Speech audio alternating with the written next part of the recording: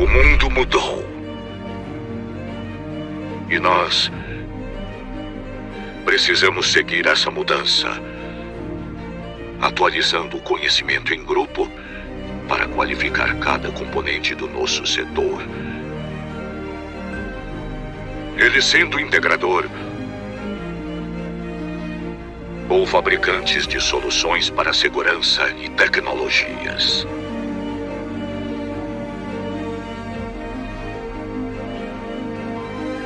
Mas não queremos apenas reproduzir ideias. Queremos evoluir. Queremos avançar. Seja parte desse avanço. Seja CD.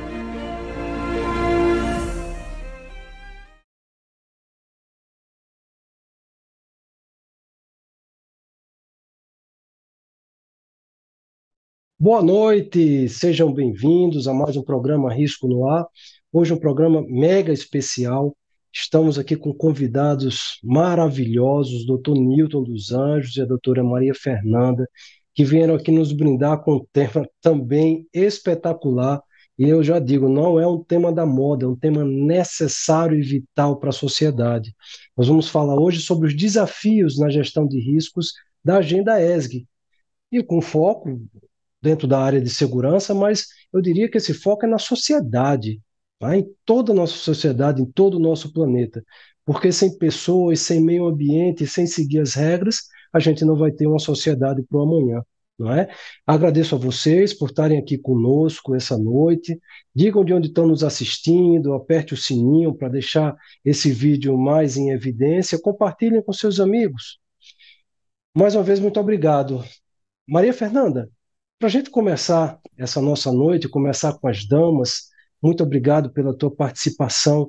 Maria Fernanda, conta um pouquinho para a gente, para os nossos telespectadores que estão aqui ansiosos em entender, conhecer um pouquinho mais da trajetória de vocês, né? Porque esse é um dos objetivos aqui do nosso programa, é levar esse conhecimento não só para profissionais, para executivos, profissionais maduros, mas também aqueles que estão procurando, buscando um caminho, buscando formação, entender qual é o caminho que eles podem trilhar na vida.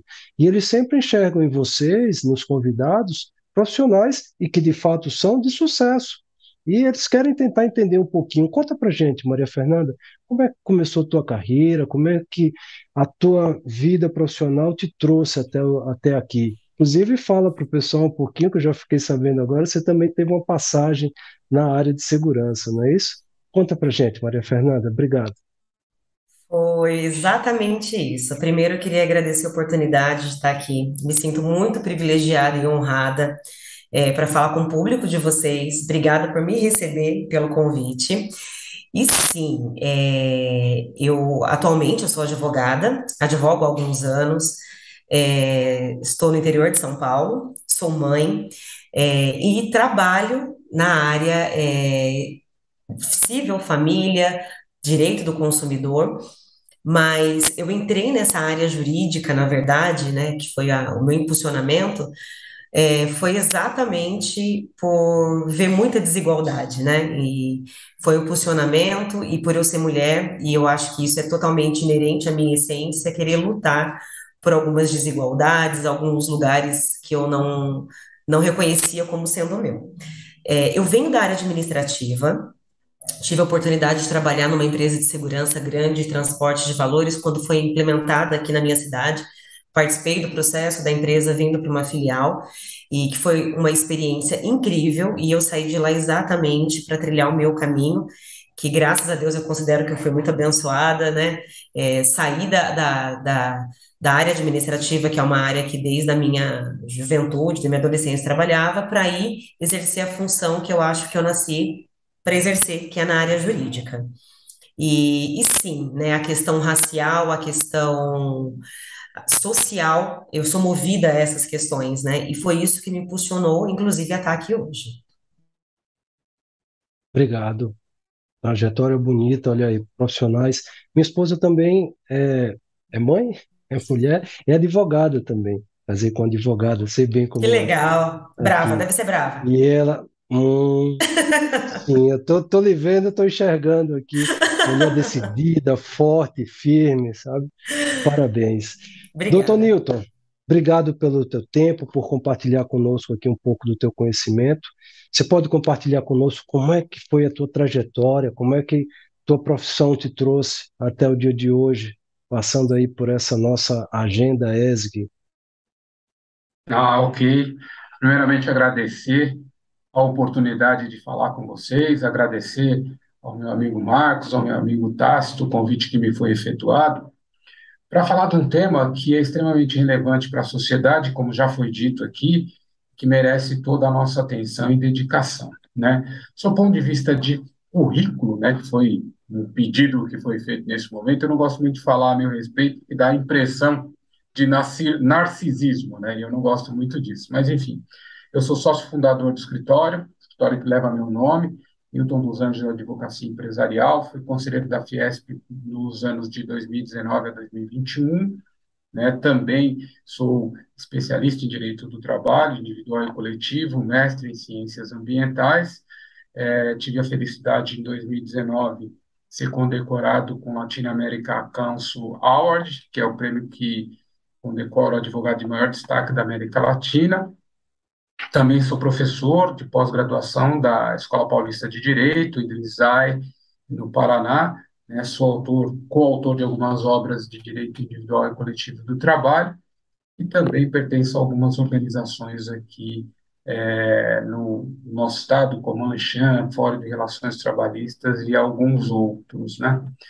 Em Minas Gerais é isso, né? Eu estou na profissão faz 30 anos, já sou advogado bastante tarimbado no mercado, e na área de business, principalmente, né? Eu sou um profissional da área corporativa, fiquei 22 anos trabalhando na Embraer, gerenciei parte do departamento jurídico, e o meu viés, o meu DNA é business, né?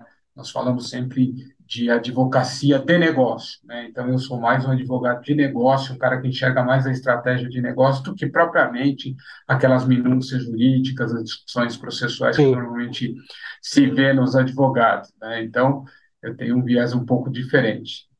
Em linhas gerais, é isso, meu caro.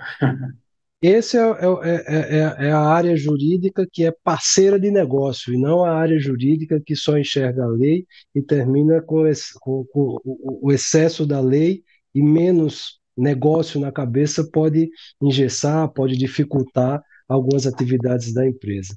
Você vê como é. Obrigado, doutor Newton. Nossa, Marquinhos, agora que eu ia falar de sua imagem desapareceu. Marquinhos, o Marcos ele está hoje numa área com um sinal um pouco mais fraco, né, Marquinhos? Mas quando você quiser, estava falando para o público aqui, Sou, estou por aqui. É, agradecendo a você por estar junto conosco aqui nessa segunda temporada do programa. E, Marquinhos, deixar a palavra com você. Vamos lá, hoje eu confesso que está sendo desafiante poder participar do programa, mas a gente sabe que é no fogo bem mais forte que se forja o aço bom, né? E num tema tão relevante que é sobre a questão de ambiental, social e de governança, né? Que combate muitas idiosincrasias, muitas injustiças ou mesmo desequilíbrios sociais, né? Trazer um tema desse para dentro da área de segurança e falar de ESG, que é a sigla em inglês para Environmental, Social and Governance, né? É muito interessante, e trazer o Dr. Newton, trabalhamos juntos por quase 16 anos juntos na Embraer, doutora Maria Fernanda, que é da área da OAB e representa muito bem essa questão da causa. A grande pergunta hoje que eu tenho para fazer, começa pelo Dr. Newton, é o seguinte: ESG já existia no passado e se praticava, ou passou a existir agora e se praticar mais? O que é que vem primeiro, a prática ou o conceito ESG? Tá no mudo, doutor Newton. Perdão. Maravilha. Marcos, essa pergunta ela é bastante interessante e desafiadora, né? Quando nós falamos do ESG, como você trouxe, em tradução literal, né, para o português, nós estamos falando de ambiental, social e governança.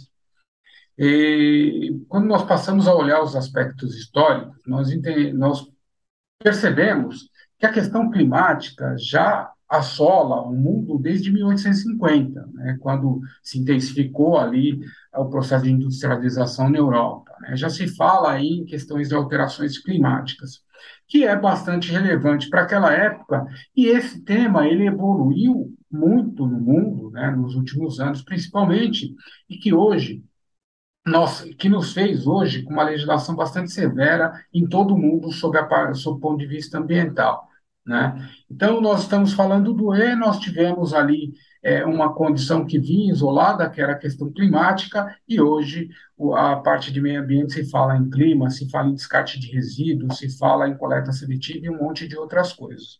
Quando nós falamos na parte de governança, que também é relevante para a questão do ESG, nós vamos perceber o seguinte, né? A corrupção sempre existiu no mundo e, infelizmente, está ainda um desafio muito grande para a sociedade, né? Mas a gente tem percebido a evolução dessa preocupação em relação à questão da governança. Isso aconteceu com mais intensidade por conta de uma ocorrência com a Enron nos Estados Unidos, sobretudo ali no que diz respeito a fraudes praticadas ali no mercado financeiro, que acabou trazendo a lei Sarbanes-Oxley e várias outras, e no Brasil trouxe a nossa lei anticorrupção, que efetivamente trata do programa de integridade. A questão social, que também é igualmente antiga e foi intensificada na década de 70, principalmente com a questão da fome nos países como Etiópia, Sudão e tudo mais, ela também sempre foi uma preocupação mundial. O que nós temos, então, de semelhança, que a preocupação com os temas sempre ocorreram, e de maneira isolada, né? O que efetivamente vem a sociedade entender neste momento é que o ESG se tornou um corpo efetivo. E por que que isso aconteceu? No ano 2004, nós tivemos ali o saudoso Kofi Annan, que é ex-secretário da ONU, ele é falecido aí no ano de, bom, não vou me lembrar agora, ele reuniu 50 instituições financeiras dizendo o seguinte: como é que nós vamos pensar no mundo daqui para frente? As empresas precisam pensar em ter lucro, não tem a menor dúvida. No entanto, elas não podem se desvencilhar da preocupação ambiental, social e de governança. Essa era uma coisa trazida pelo COF no sentido de que nós precisávamos discutir o capitalismo consciente. Esse foi uma iniciativa extremamente importante. Logo atrás dela veio a conferência Who Care Wins da ONU, e que reuniu 20 instituições financeiras, e foi ali a primeira vez que apareceu o termo ESG, que é exatamente o Environmental, Social and Governance, né, trazendo metas para que as empresas efetivamente seguissem e se tornassem mais sustentáveis. Agora, o derradeiro desse ponto, dessa discussão, perdão, aconteceu em 2020, quando a BlackRock anunciou que só iria investir seus recursos, ou melhor, só iria fornecer os seus recursos para empresas que adotassem práticas sustentáveis. Para você ter ideia, a BlackRock é o maior fundo de investimento do mundo. Se ele fosse um país, ele só seria menor que os Estados Unidos e a China. E a partir do momento em que se teve essa iniciativa da BlackRock, obviamente os fundos menores seguiram o mesmo caminho, e hoje nós temos ali uma febre no mercado no sentido de se fornecer recursos para empresas de uma forma mais barata, ou seja, dinheiro mais barato, somente se a empresa tiver práticas sustentáveis. Isso seguramente criou um boom no mercado financeiro, né, e criou uma corrida por conta dessa situação. Nós sabemos que todas as empresas, para sobreviverem, as grandes, não tem a menor dúvida, precisam de investimento para poder lidar com os desafios aí da sua produção, desafio do seu desenvolvimento e tudo mais. E nós percebemos, então, um boom dentro desse conceito, e as empresas, de uma maneira geral, estão aplicando isso e recebendo recursos sustentáveis, melhor, recebendo um recurso barato a partir de práticas sustentáveis. Eu acabei de abrir aqui o meu Zap, né? No Zap a gente recebe informações interessantes e está escrito aqui, ó, a B3 terá regra de diversidade para as empresas listadas na Bolsa. Até 2026, as companhias em todos os níveis de listagem na Bolsa terão que ter pelo menos uma mulher integrando a sua comunidade minoritária. Então, em linhas gerais, como é que nós estamos vendo isso, né? O ESG é uma prática, como mencionada, que veio para ficar. Nós temos um grande desafio, obviamente, na área social, como eu falava anteriormente, nós não temos uma legislação específica, então o desafio é maior, e nós temos que efetivamente lidar com esse desafio, olhando para essa questão da diversidade que está sendo trazida, e por isso eu quero enaltecer aqui os organizadores do evento, em trazer esse tema diversidade e proporcionar a nós falar um pouco sobre ele. Em linhas gerais, eu queria passar a palavra para a Maria Fernanda para que ela pudesse trazer aí algumas informações, algumas discussões sobre a questão da diversidade. Depois eu queria também dar uma palhinha sobre esse tema após essa introdução. Perfeito, doutor Legal. Newton. É interessantíssimo essa questão, então, da doutora Maria Fernanda poder discorrer para a gente, e aí eu já emendo aqui uma pergunta para ela, da seguinte leitura, em relação ao DIP, ao DIP, né? Que a tradução aí literal é diversidade, inclusão e pertencimento. E quando a gente fala em diversidade, né, muita gente pensa só na questão LGBTQIA, né? Mas não é somente isso a diversidade. A diversidade ela vem por etnia, né? As diferentes raças, né, que compõem principalmente a população brasileira, tão miscigenada e tão formada por várias outras sociedades e comunidades que migraram para cá, né? Forçadamente ou não. Nós temos a questão do gênero, né? A doutora Fernanda pode falar muito bem sobre essa questão do gênero. Nós temos a questão da idade, né? Que você com 60 anos passa a ser improdutivo para o mercado, né? Tá na hora de se aposentar, quem nunca ouviu essas falas, né? Então, doutora Maria Fernanda, como é que fica essa questão aí do D, da diversidade? Quais são os desafios para se enfrentar as barreiras que se tem para uma empresa de fato ser diversa, né? O Instituto Gartner soltou publicou agora recentemente uma pesquisa que 98% das empresas que conseguiram sobreviver na pandemia e que tiveram um resultado positivo, elas eram muito mais diversas do que aquelas que não conseguiram. Então, diversidade é aprovado como um fator de competitividade. Mas como é que o mercado, o mundo real, está tratando a diversidade nos dias de hoje? Eu acho, Marquinhos, ela caiu uma parte da conexão e você não viu, mas se você puder repetir Desculpa, essa minha parte conexão final, caiu, voltei agora. sem Desculpa. problema. Não, por favor. Você está no mudo, Marcos. Ok, deixa eu resumir, doutora Maria Fernanda. Todo mundo fala de diversidade, né?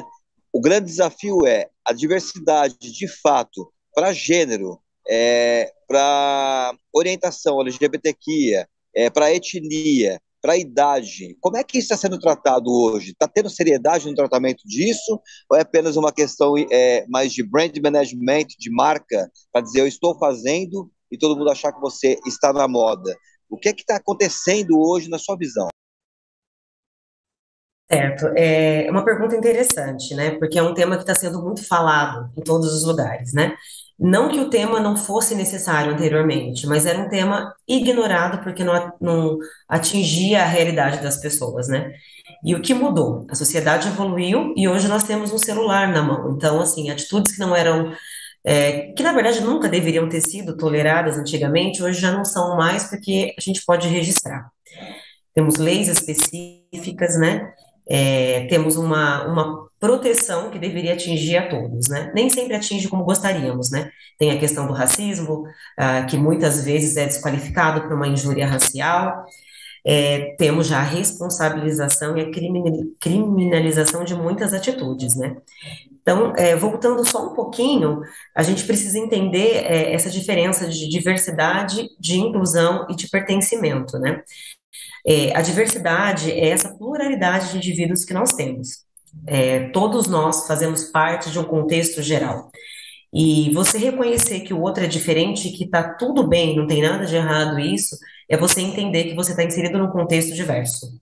Isso é essencial para a gente falar de qualquer diferença, de qualquer condição. A inclusão é quando você observa essas diferenças e reconhece essa pluralidade, né? Essa diversidade ao nosso redor.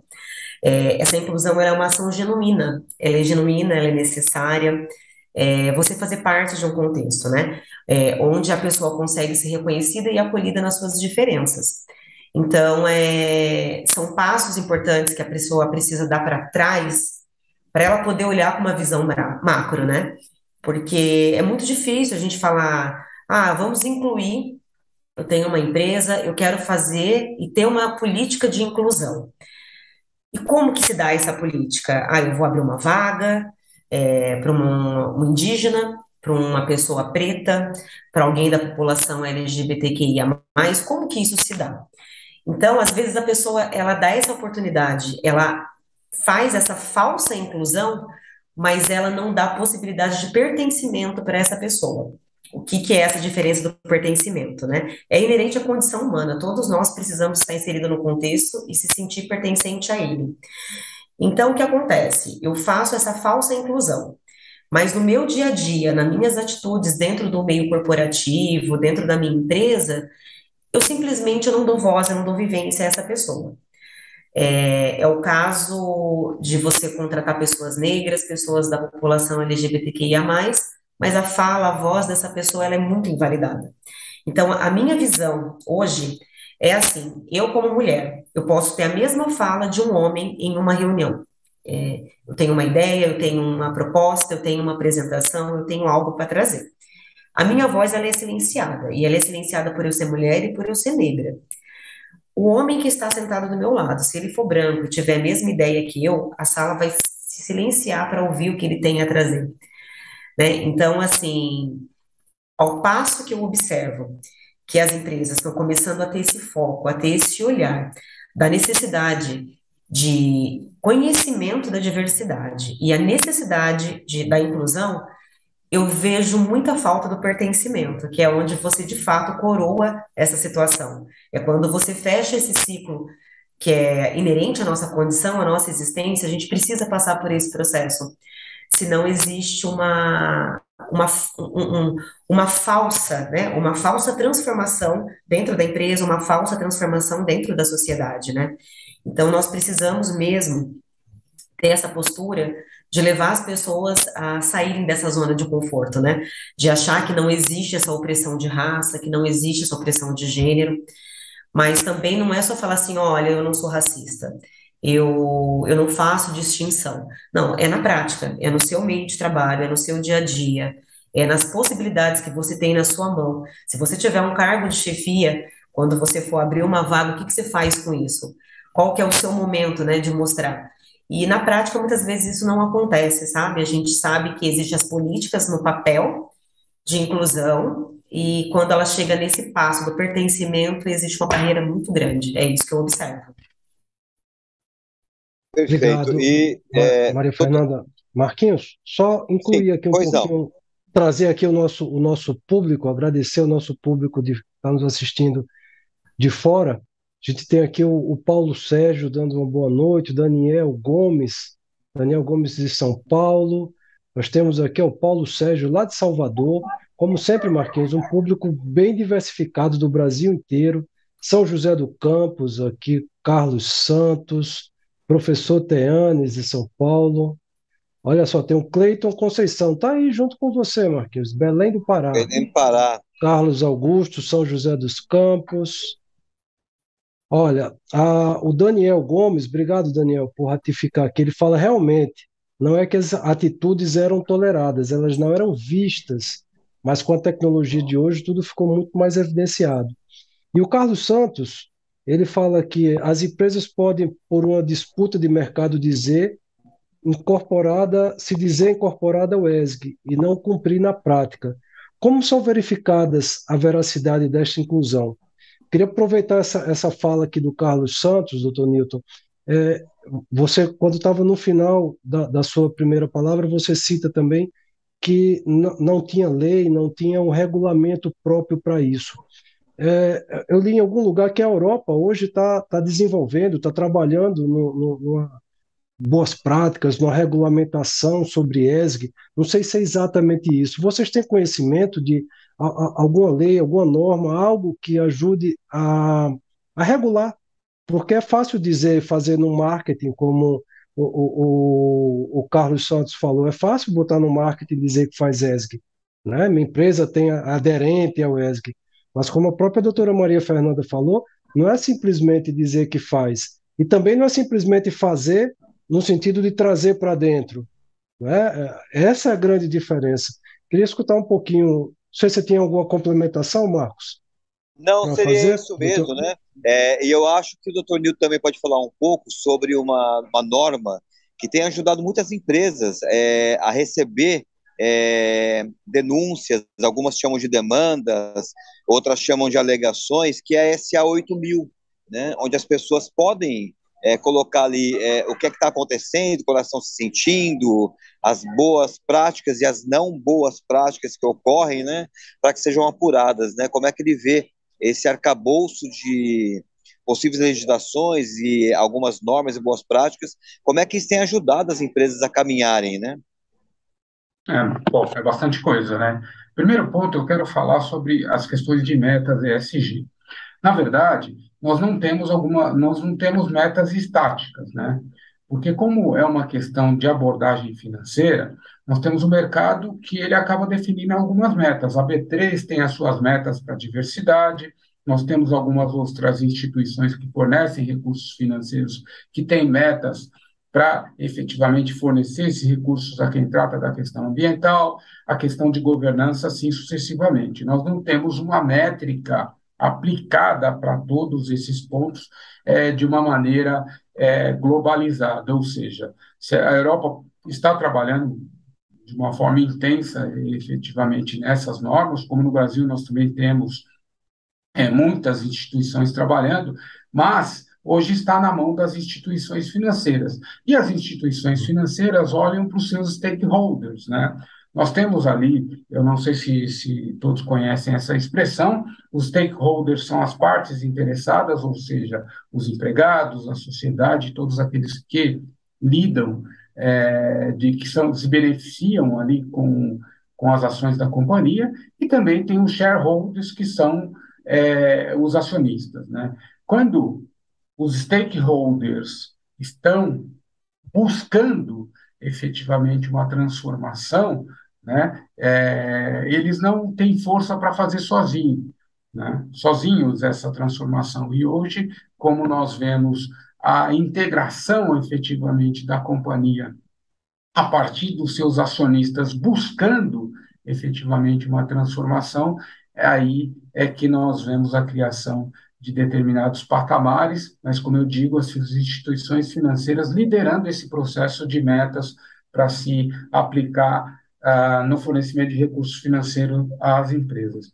Eu queria falar antes também a respeito da questão da diversidade, trazida pela Fernanda de uma forma muito profícua e muito adequada.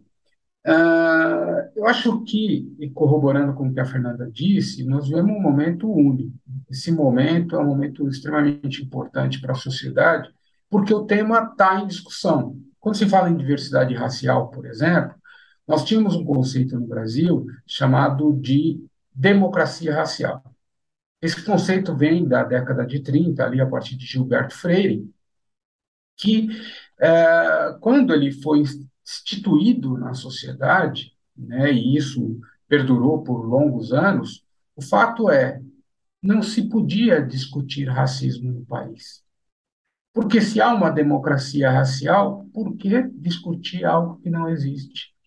Como que efetivamente você faria isso? Aquele que discute racismo no Brasil, que discutia racismo no Brasil, estava sendo perturbador, incomodador da paz alheia, que estava criando minúcias, discussões aleatórias. O fato é que essa situação mudou a partir do conhecimento das estatísticas aqui no Brasil e do trabalho feito pelas organizações, de uma maneira geral, sejam elas governamentais e ou não governamentais, no sentido de olhar para essa questão. Quando eu falo de questões raciais, se a gente olhar a nossa sociedade, principalmente as estatísticas, nós temos ali, a partir do pronunciamento do IBGE, 56% da população do Brasil é preta ou parda, e é intitulada como negro, segundo a legislação. Se nós colocarmos um reflexo nesse número que está colocando e jogarmos lá para a sociedade, nós não conseguimos enxergar a reverberação desse reflexo nas atividades principais dentro da sociedade. Se nós olharmos os grupos de liderança, nós não temos, aí temos em torno de 25% de negros. Se nós olharmos as profissões de prestígio na sociedade, em torno de 20%. Eu não sei se algum de vocês conhece alguém, uma pessoa negra médica, que exerce atividade de medicina. É muito difícil, né? Por conta, efetivamente, dessa situação histórica que foi criada, não tenho a menor dúvida, e que o Brasil vem enfrentando. O grande problema dessa questão histórica, que vem da escravidão e tudo mais, é o que nós chamamos de normalização da situação. Por quê? Porque quando eu olho e não vejo negros na atividade de medicina, por exemplo, eu tendo a entender de uma forma normal que não há negros na medicina. Se eu não vejo negros juízes, eu tendo a entender que não há negros juízes. E isso cria um sistema extremamente prejudicial na sociedade quando nós falamos, por exemplo, de violência, e que impacta a questão da segurança, né? Nós temos aí a população carcerária, que a maioria da população carcerária é negra. Se nós olharmos a questão da violência na sociedade, a maioria das pessoas vítimas de violência são negros. Esse impacto acaba levando a uma discussão que a gente não sabe onde vai parar. Por exemplo, eu tenho colegas que dizem que quando vê um negro andando na mesma calçada, ele atravessa porque ele acha que o negro pode assaltá-lo. Ao olhar para isso, e principalmente vocês da segurança precisam ter muita atenção a essa questão, esse tipo de situação é a mesma do cidadão que vai no shopping, compra um relógio de grife e é entendido que ele não deveria ter comprado aquele relógio, então ele furtou, né? Esse tipo de impacto que tem na questão social é que nós precisamos prestar bastante atenção. E a gente costuma falar muito, né? Tem uma colega que trabalha nessa área, Cris Guerra, ela falou o seguinte: olha, nós precisamos, além da questão da normalização do racismo, que é o racismo estrutural, nós precisamos mudar o nosso viés inconsciente a respeito dessa questão racial, da questão da LGBTQI+, tantas outras, né? E o próprio ageísmo que o Marcos trouxe ali.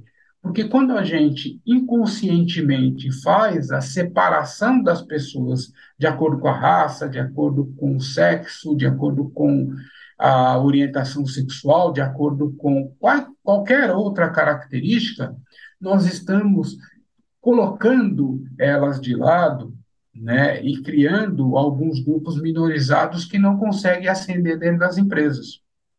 Doutor E é Newton, interessante. só um adendo, né? Que eu trouxe um tema, se você pudesse discorrer, eu agradeceria muito, porque ele é pouco falado, a questão da idade, né? Que isso é uma coisa que impacta muito no nosso mercado de segurança. Quando você faz, por exemplo, 45, 50 anos, muita gente já começa a descartar o profissional. Dá para discorrer um pouquinho sobre isso também? Marcos, complementando, contribuindo, engrossando um pouco mais o caldo dessa pergunta, por trás do que o Dr. Newton falou, tudo que ele estava falando, eu estava enxergando dentro da palavra preconceito. seja, um conceito pré-concebido das coisas. Ele falou: eu não vejo juiz negro. Então, já existe um preconceito, que na verdade é um conceito pré-concebido de que aquilo não existe, de que o negro na rua ele pode me assaltar, de que, ou seja, tudo isso são preconceitos. E na verdade, essa desconstrução, né, que a gente precisa fazer desses conceitos prévios é muito do que a gente. E eu tenho, por estar dentro desse setor da segurança, eu tenho visto colegas, áreas, setores, federação, sindicato, trabalhando forte com propósito legítimo, doutora Maria e doutor Newton, para vocês saberem, existe um propósito legítimo das instituições em quebrar esses preconceitos que existem, até porque eles vão contra o nosso próprio setor. Porque se isso está arraigado na sociedade, também está no nosso setor, porque as pessoas fazem parte da nossa sociedade. Né? Se a gente tem hoje quase 1% da população brasileira trabalha direto ou indiretamente ligado ao setor de segurança, a gente tem um recorte imenso da sociedade dentro do nosso setor e que leva junto esses conceitos pré-concebidos. Então, essas, essa luz que vocês estão trazendo para esse tema no nosso setor e em toda a sociedade, a gente tem que multiplicar por 10, por 100, por 1000, até que isso passe a criar um novo conceito pré-concebido, que é o que eu espero é o que eu imagino para os meus filhos, para as próximas gerações. Um exemplo, eu vim morar numa cidade mais para o sul. Pelo sotaque, vocês já viram que eu sou do sul, né, do Rio Grande do Norte, lá no Nordeste. E eu vim vindo para o sul, fui estudar, e eu estou mais no sul ainda. Assim que a gente chegou aqui, pouquinho depois, ali no meio da pandemia, nossas crianças, nossos dois filhos, eu e minha esposa temos olhos escuros, mas eu tenho um filho que tem olhos claros, a pele bem clarinha, e a gente nunca tratou do que é ser negro ou ser branco, eles sabem o que é ser criança. E eles se aproximaram de duas crianças brincando numa lagoa aqui na cidade, e os pais daquelas crianças ficaram assim assustados. E a gente não entendeu o que era o assustado, né? Depois a gente percebeu, a gente se aproximou, começou a conversar tudo, e ele falou, disse, olha, nunca tinha uma família de pessoas brancas se aproximado da gente para brincar. Aquilo doeu assim foi tão fundo, sabe? Que ele se assustou pelos nossos filhos se aproximados deles, como se aquilo não fosse possível acontecer. Ele já tinha um conceito pré-concebido de que aquilo não aconteceria com ele. E ele se assustou por ter acontecido, e ele não entendeu por que aconteceu. Então, assim, estamos imersos, sim, nesses conceitos pré-já elaborados e a gente precisa mudar. Desculpa um pouco do desabafo aqui. Doutor Newton, está contigo a palavra. Tá no mudo. Dando continuidade na nossa conversa a respeito, nós falamos da questão do viés inconsciente. O viés inconsciente ele está estabelecido dentro de nós, né? Nós muitas vezes não conseguimos bloqueá-lo, mas ele é reflexo do que acontece dentro da sociedade, como já foi dito aqui. A gente tem uma colega, a Cris Kerr, eu sempre falo dela que ela é ótima nessa questão de diversidade, ela costuma falar o seguinte, costuma falar, olha, obviamente é uma brincadeira, ela fala, olha, nós tivemos uma discussão dentro de um avião, né, e a comissária de bordo não conseguiu resolver, então quem tem que dar a palavra final é o comandante do avião. Eles foram lá no comandante do avião. Quem era o comandante do avião? Era um branco ou era um negro? Na verdade, era uma mulher. Eu aposto que nenhum de vocês pensava nisso, né? Mas era uma mulher. O nosso viés inconsciente, na verdade, traz para a gente, quando nós falamos de comando, e principalmente de uma aeronave, que seria um homem, né? Um homem branco, alto, enfim, em torno de 40 a 60 anos, coisas dessa natureza. E, na verdade, a gente precisa desconstruir isso para poder fazer com que a sociedade evolua. Veja que interessante, a Fernanda trouxe a questão da diversidade e inclusão. A Cris fala o seguinte, ó, diversidade é você chamar para o baile, a inclusão é você chamar para dançar, Chama para né? Que tem ali dançar. uma diferença importante. E a Fernanda falava disso para a gente estava ouvindo aqui de uma forma muito atenciosa. O que que ela disse? Ela trouxe, né, essa questão de uma forma, e eu pretendo trazer um pouquinho diferente.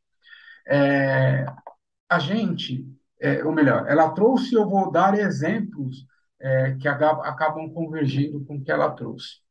A gente precisa ter a sensação de pertencimento. E eu não estou dizendo só de quem está incluso nos grupos minoritários, são mulheres, LGBTQI+, negros e tudo mais. Mas todos nós precisamos ter a sensação de pertencimento. Precisamos ter confiança para poder contribuir dentro de uma organização. Se você não tem confiança, você fica arredio, você não consegue falar, você, enfim, sempre está preocupado com o que pode acontecer em relação à tua fala, em relação à tua contribuição. E é a natureza do ser humano. Imagine você chegar num evento. Você está chegando num evento ali e está sozinho. O que que você faz? Qual a primeira coisa que você faz? Você olha no geral assim e fala: deixa eu ver se eu conheço alguém. Ah, encontrei fulano. Você vai lá e fica do lado do fulano. Por quê? Porque você o conhece, você tem uma segurança. Você estando sozinho dentro do evento, é muito difícil você ali fazer as contribuições, né? Depende muito da característica de cada indivíduo, mas normalmente é assim. E a questão da inclusão, ela vem em encontro a essa situação, né? Não adianta as empresas contratarem se elas não fizerem um processo de inclusão, ou seja, não dar confiança, não incentivar as pessoas a contribuírem, não fazer um processo em que essas pessoas possam trazer as suas opiniões sem ser objeto de chacota. E é interessante, né, que esse exemplo ele já tem sido aplicado em várias empresas de comércio, por exemplo, e tem um resultado bastante interessante. Por quê? Porque quando a gente fala em diversidade, nós estamos falando do reflexo da sociedade. Se eu efetivamente tenho um produto e não tenho dentro do ambiente de discussão, de fabricação, de distribuição desse produto a diversidade, eu seguramente estou esquecendo alguém que seria consumidor do meu produto e não é. A Google foi interessante, muito rapidamente. O que que a Google fez? Ela contratou um cego que é brasileiro para desenvolver um sistema de tecnologia para cegos. Porque só ele sabe como que, desculpa, o deficiente visual. Eu agora fui preconceituoso, mas enfim, deficiente visual. Bom, porque só ele sabe como deve ser um sistema para deficiência visual. Eu não sei, eu não tenho essa deficiência. Veja que interessante. E quando a gente fala de diversidade das organizações, só quem vai atingir todos os públicos é quem tiver a diversidade, senão não consegue atingir. Vai estar sempre faltando algum público em termos de conceito, etnia, e a empresa nunca vai ser plena, mais ou menos nesse sentido. Legal, O, doutor Newton, eu queria agora passar para a doutora Maria Fernanda, né? Nós estamos aí com pouco tempo mais, uns 15 minutos, né? E eu acho que ela pode nos ajudar muito falando sobre vieses inconscientes e sobre a importância de se dar voz na sociedade, né? Mas como o Tasso fez aí um depoimento, eu gostaria de fazer um que é muito interessante, que ele fala muito sobre isso, né? Da diversidade, da inclusão e do pertencimento, né? Trabalhei numa Vocês empresa com o estão doutor me Newton. ouvindo bem? Estamos Eu te tive ouvindo. uma. Estamos te ouvindo, doutora. Né? Eu estou fazendo um depoimento aqui de um fato, né? Eu trabalhei num local com o doutor Newton por um tempo, né?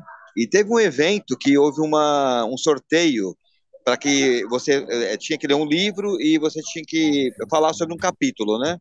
E eu fui sorteado e fui falar sobre esse capítulo desse livro, né? Doutor Newton estava na primeira fila do auditório Um auditório com mais de 470 pessoas, eu contei 474 pessoas, né? E aí, quando eu desci do palco, ele me falou, e aí, como é que foi? Eu não lembro se ele lembra que eu falei isso para ele, falou assim, só enxerguei você aqui de cima e mais uma pessoa, e fora eu, né? De mais de 470 gestores, só tínhamos nós três de negros. E aí você fala, diversidade tinha, eu estava lá. Inclusão, sim, eu fui incluído. Pertencimento, não necessariamente, né?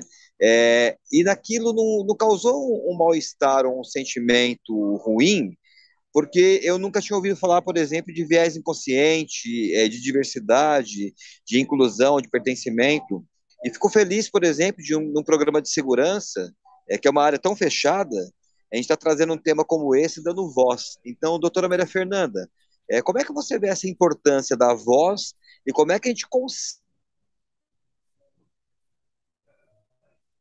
conscientes? Como é que a gente faz isso?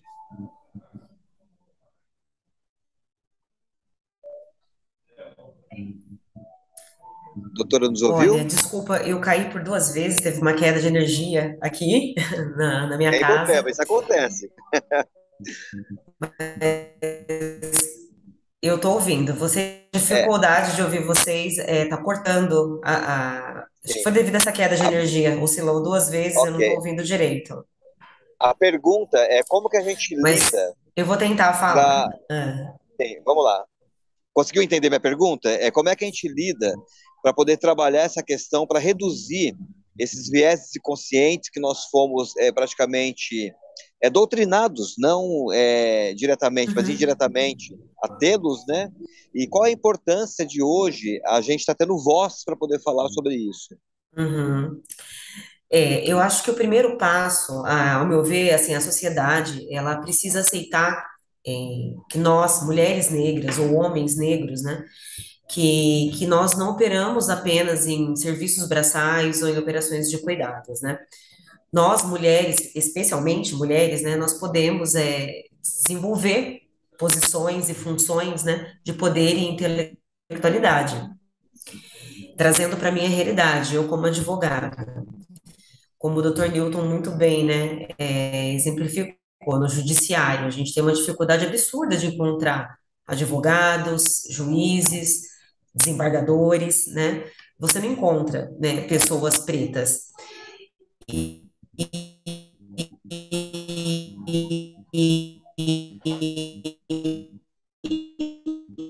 as pessoas, elas precisam entender que nós estamos, e eu tenho carrego essa força, e eu tenho como herança a ascensão, o brilho e o propósito, e a gente vai ocupar esses lugares, que ainda de forma muito íntima, né, a gente está conseguindo chegar lá. Então a sociedade, ela precisa aceitar que isso não é um lugar posto somente para as pessoas brancas. E existem, né, é um momento, na verdade, né, é muito importante para a gente debatermos, tanto no meio de políticas públicas e não públicas, né, meios de superarmos toda essa opressão histórica que a gente já vem sofrendo há muitos anos. E ela opera em diversos níveis, né, e afeta diretamente nós mulheres. Então, no Doutora, e a meio. questão da idade? Como é que fica a questão da idade também, para homens e mulheres, independente de serem negros ou não? Porque é algo Para que mulher. é algo tão cruel essa questão da idade, né? Quando você chega numa É, idade, parece que acaba com a é, sua carreira, né? você é invalidado, né, de acordo com a sua idade. A mulher, ela já é invalidada desde antes, né, porque se você participa de um processo seletivo, se você é mãe, uma das primeiras perguntas é com quem vai ficar o seu filho para trabalhar. E se é um homem na mesma condição, ninguém pergunta para o homem quem vai cuidar do filho. Então a mulher, ela já sofre uma barreira independente da idade dela. Quando chega na fase mais velha, né, mais idosa da vida,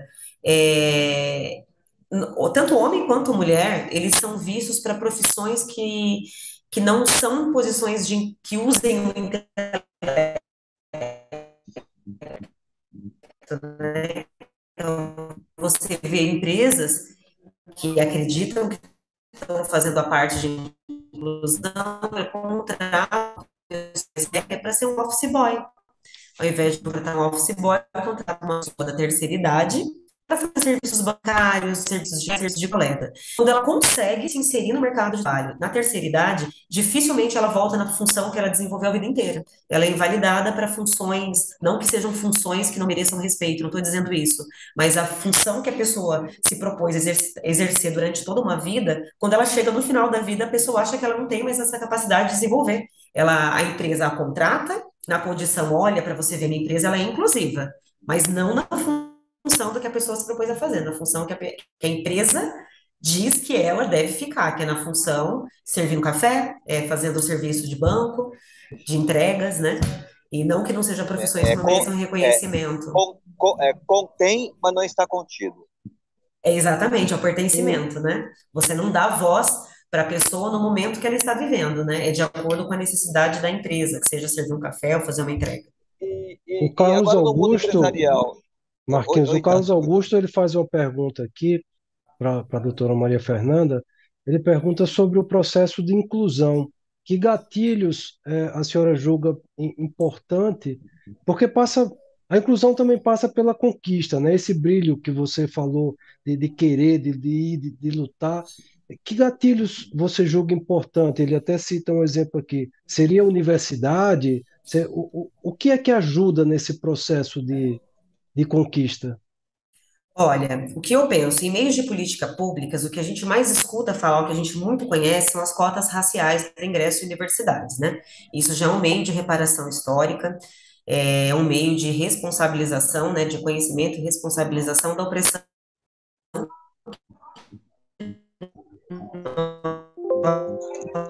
que já sofremos.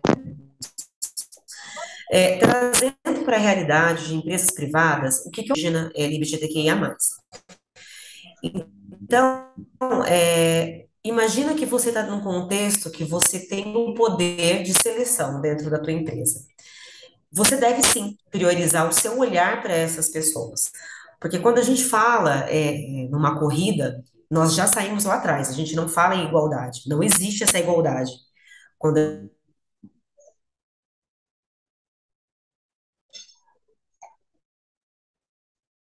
A doutora Maria Fernanda está Eu nos acho que escutando? caiu. Deve ter caído novamente. Sim. Você quer Bom, complementar, Marquinhos, o doutor Newton, que a gente já está no. Estamos aí há chegando no 8 minutos. finalzinho, doutor Newton, Voltou, a doutora Maria palavras, Fernanda voltou. palavras finais aí. Vamos lá, vamos aproveitar o doutor Newton por mais 8 minutos. Tá muito bom essa live. O doutor Newton, está Estou à nos sua ouvindo? disposição. Oi, Estou à sua disposição. voltei. Vamos lá. Estão me ouvindo? Doutora Maria Fernanda, eu passei aqui a palavra para o doutor Newton para ele fazer um encerramento da parte dele. Doutor Tá Newton, difícil, né? mas não esquenta a cabeça, a vida é assim mesmo. Até nisso a gente tem que superar. Por isso que a gente sempre traz dois grandes entrevistados, para poderem um apoiar o outro, né? Doutor Newton, como é que você vê o futuro para as empresas dos próximos 5 anos nessa questão ESG? Porque as coisas estão muito rápidas, né? Falar em 10 anos é muito tempo. Os próximos 5 anos, quais os caminhos tem que se trilhar? Eu acho que o primeiro ponto que a gente tem que discutir quando a gente vê isso é o seguinte: o ESG não é uma moda passageira. Eu acho que essa é a Perfeito. primeira definição que nós temos que ter em mente, né? Nós já tivemos muitas coisas que aconteceram dentro das organizações, tivemos reengenharia, área de OIM, tivemos ali uma série de proposições vindas, principalmente do mundo acadêmico, né? Nós tivemos várias proposições que foram passageiras, que eram modismos. O ESG não é moda, veio para ficar. E sabe por quê? Porque o ESG tem a possibilidade, eu diria, tem a grandiosidade de causar impacto em toda a sociedade. Quando eu falo de aplicação de normas ambientais, sociais e de governança, eu não estou falando só da companhia. Eu estou falando em reverberar essas normas, né, essas práticas para toda a sociedade. Né? A empresa, quando adota uma prática anticorrupção, ela está refletindo em toda a sociedade, até porque tem os canais de denúncia que o Marcos trouxe para a gente também. Quando ela adota regras ambientais, isso aplica diretamente no futuro das próximas gerações dentro da sociedade. E questões sociais, seja para os empregados ou para os stakeholders, também tem o potencial de impactar a sociedade. Então, de uma maneira geral, quando se fala de ESG para o futuro, nós estamos falando em algo que gira em torno de, eu vou dizer uma palavra aqui meio clichê, mas por falta de outras, gira em torno de um pacto social para que a gente possa olhar a sociedade de uma maneira diferente, para que a gente possa olhar a questão do capitalismo consciente, olhar a questão de preservar os nossos recursos para as futuras gerações e evitar essa corrupção que está enraizada dentro da sociedade. De maneira que, na minha maneira de pensar, né, na minha visão sobre a minha ótica, eu diria que o ESG, nos próximos 5 anos, vai evoluir a tal ponto que todas as companhias, né, terão ali esse assunto na pauta diária das suas atividades. Essa é a minha maneira de pensar a respeito desse tema. Tácito com você. Doutora Maria Fernanda, você consegue nos escutar? Será que melhorou para a conexão para fazer o encerramento? Não? Está travada? Maravilha. Então, bom, esse é um dos desafios que nós temos em fazer um programa ao vivo nos dias atuais, porque todos temos duas grandes vulnerabilidades nesse Eu estou modelo, ouvindo né? com dificuldade. Uma é a própria internet e a outra a eletricidade. Se falta energia, provavelmente cai a internet ou vice-versa. Bom, estamos chegando ao final de mais um programa. Doutor Newton, o senhor tem alguma dica de leitura, ou a Maria Fernanda, uma dica de leitura para o público que está nos assistindo sobre esse tema maravilhoso? Consegui voltar, gente. Tá. Dica de leitora. Olha, no final cheguei. Olha, vou aproveitar que eu estou aqui ainda. Eu posso começar dando dica? Eu tenho dois Pode livros para falar. indicar que eu acho necessário. Do Silvio Almeida, sobre racismo estrutural. Eu acho que é uma leitura super Silvio inclusiva. Almeida.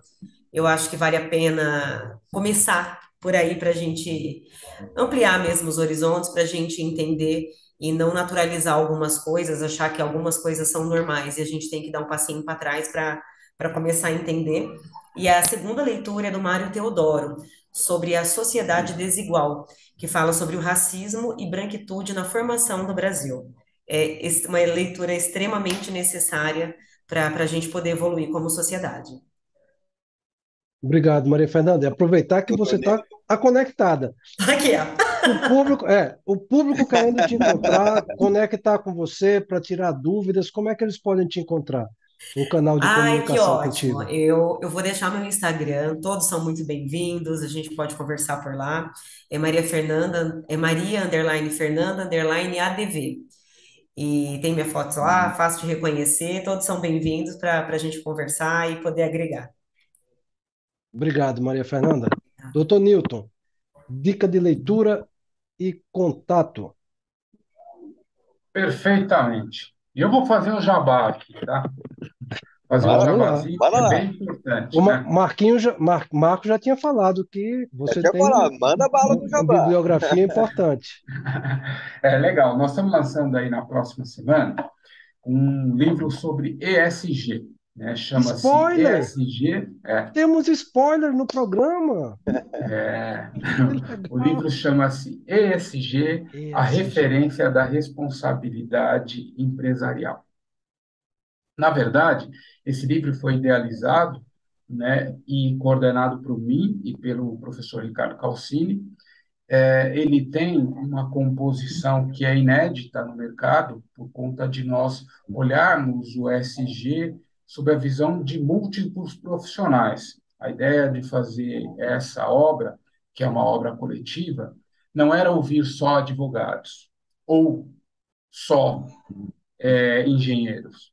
Nós ousamos em ouvir engenheiros, administradores, advogados, médicos, enfim, e vários profissionais de diversas áreas, e todos eles Interessante. experientes em cada uma das suas atividades, e estão trazendo para a gente uma obra de 600 e poucas laudas, né, 600 e poucas Uau. páginas, melhor dizendo, falando sobre temas relacionados ao ESG. Nós lançaremos ele na próxima semana em um evento em São Paulo, né? Esse é o primeiro lançamento, e o segundo lançamento vai ser na FENALO, que é o maior evento jurídico da América Latina. Nós estaremos lá lançando esse livro. Então, ESG, a referência da responsabilidade empresarial. E aí ele vai estar disponível em livrarias em geral. Exatamente, Perfeito. exatamente, estará disponível. E Ah, contato? o contato, todos podem me acessar via LinkedIn, né? Meu LinkedIn é Newton dos Anjos, né? Newton é Newton, né? E meu Instagram também é Anjos Newton, né? Também é fácil de me encontrar. Pelo Facebook, Newton dos Anjos também, mas as redes sociais que eu mais uso, de fato, estão ali no LinkedIn e no Instagram. Ok, Maravilha. Marquinhos, será que ainda dá tempo hoje? Do famoso. olha, vou fazer duas, rapidinho. Vamos lá, momento pinga-fogo. Doutora Maria Fernanda, perguntas e respostas assim, mas assim é queima-roupa. Como Tá. é que você se sente como mulher, tendo chegado onde você chegou e a quem que você reconhece toda essa potência, essa força que você tem? Me sinto vitoriosa, rumo ao topo. E a minha ancestralidade, como eu disse, quem veio antes de mim, mulheres de batalha, minha mãe, minha família e mulheres que fizeram parte da história que me fortalecem até os dias de hoje. Perfeito. Newton, vamos lá, vamos ver se você está com o coração bom aí. Eu sei que você tem uma admiração muito grande por um cara aí que sempre foi referencial para você. Nas nossas conversas, você sempre falou que é seu pai, né? Quando o seu pai olha para o Newton hoje, o que é que ele pensa de você, se você fosse ele? Desafiadora essa pergunta, né?